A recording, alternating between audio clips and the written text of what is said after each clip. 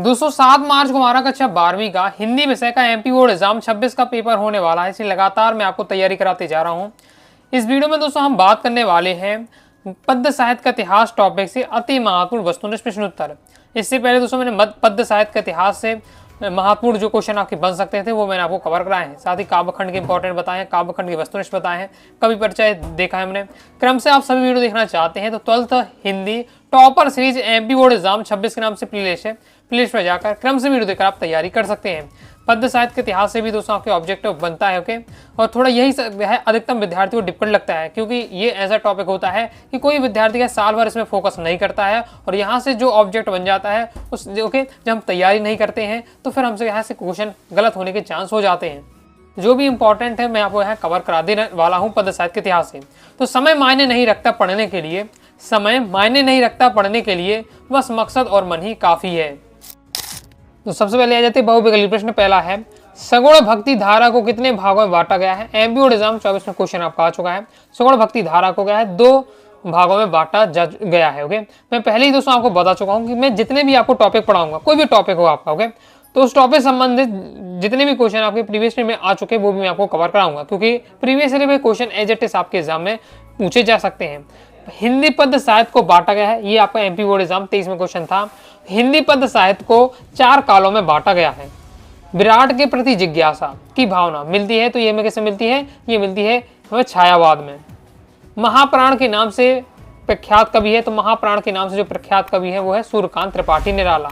वीरगाथा काल की प्रसिद्ध रचना है, तो वीरगाथा काल की प्रसिद्ध रचना है पृथ्वीराज रासो। आदिकाल के कवि हैं, तो आदिकाल के कवि आपको बताना है, तो आदिकाल के कवि हो जाएंगे आपके चंद्रवर दाई। नेक्स्ट देख लेते हैं। नेक्स्ट है भक्ति काल के लोक नायक कवि हैं, तो भक्ति काल के जो लोक नायक आपको कवि हैं आपके हो जाएंगे आपके तुलसीदास। आगे देख लेते हैं।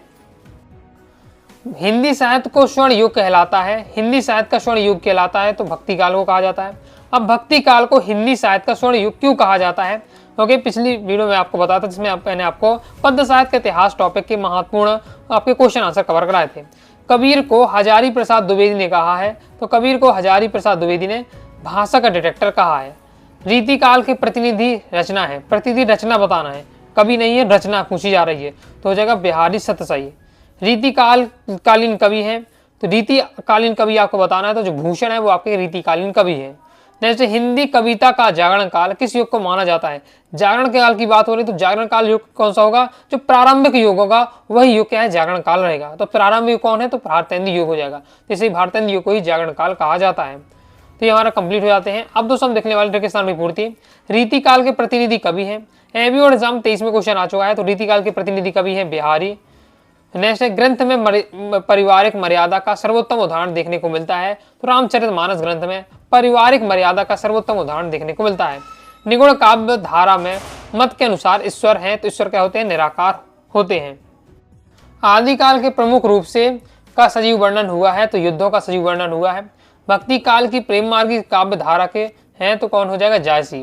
प्रेम मार्गी काव्य धारा के जायसी। ज्ञान मार्गी काव्य धारा के कहा जाए तो कबीर हो जाएगा। इसी के साथ ही सगुण में आपका राम भक्ति शाखा के तुलसीदास और कृष्ण भक्ति शाखा के हो जाएंगे आपके सूरदास। भक्ति काल के प्रसिद्ध ग्रंथ का नाम बताना, भक्ति काल का सबसे प्रसिद्ध ग्रंथ है रामचरितमानस। रीतिकाल में वीर रस के कवि थे, रीतिकाल में कौन वीर रस के कवि थे, तो भूषण है वो क्या है, रीतिकाल में वीर रस के कवि थे। नागार्जुन कवि हैं, तो नागार्जुन प्रगतिवादी कवि हैं। कंप्लीट हो जाता है। अब दोस्तों हम देखने वाले सत्य शोषकों के प्रति घृणा और शोषितों के प्रति करुणा प्रगतिवाद है, तो ये आपका हो जाएगा सत्य हो जाएगा। एमपी बोर्ड एग्जाम 23 में क्वेश्चन आ चुका है, क्योंकि अभी हमने क्या प्रगतिवादी की क्या देखी थी, विशेषताएं देखी थी। प्रगतिवाद की विशेषता में हमने सबसे पहले यही देखा था, यही पॉइंट कवर किया था, शोषकों के प्रति घृणा और शोषितों के प्रति करुणा।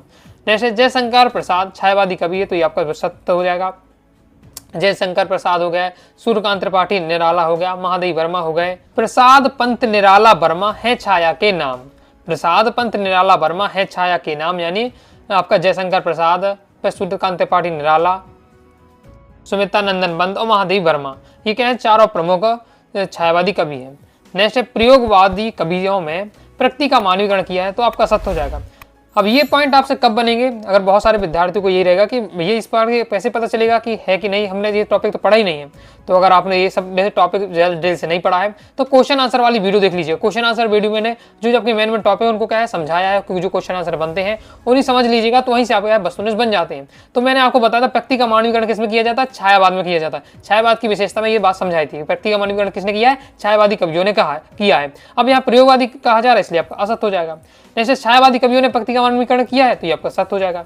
कबीर के काव्य में रूढ़ियों का खुलकर विरोध हुआ है तो ये सत्य है। जायसी ने ब्रजभाषा में काव्य की रचना की है तो असत्य हो जाएगा। तुलसी राम भक्ति शाखा के श्रेष्ठ कवि है तो बिल्कुल सत्य हो जाएगा। रीति काल में मात्र रीतिबद्ध रचना की गई तो आपका असत्य हो जाएगा। सूरदास की श्रेष्ठ रचना सुर सागर है तो ये आपका सत्य हो जाएगा। लौकिक साहित्य आदिकाल की विशेष उपलब्धि है तो सत्य है।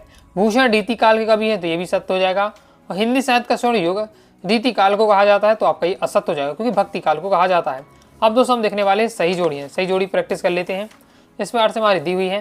पहला है हिंदी कविता का जागरण काल। तो हिंदी कविता का जागरण काल कहा जाता है भारतेंदु युग को। भक्ति काल के सर्वाधिक लोकप्रिय कवि हैं आपके तुलसीदास। ज्ञान मार्ग की शाखा में है आपके प्रमुख कवि कबीरदास। कृष्ण मार्ग की शाखा के प्रतिनिधि हैं। कृष्ण मार्ग की बात हो रही है, कृष्ण भक्ति शाखा की बात हो रही है तो सूरदास हो जाएंगे। फिर श्रृंगार काल, तो श्रृंगार काल को रीति काल कहा जाता है। द्विवेदी युग के प्रवर्तक हो जाएगा महावीर प्रसाद द्विवेदी। और सूरदास, तो सूरदास हो जाएगा भक्ति काल से संबंधित है। प्रगतिवाद, तो प्रगतिवाद हो जाएगा आपका 1936।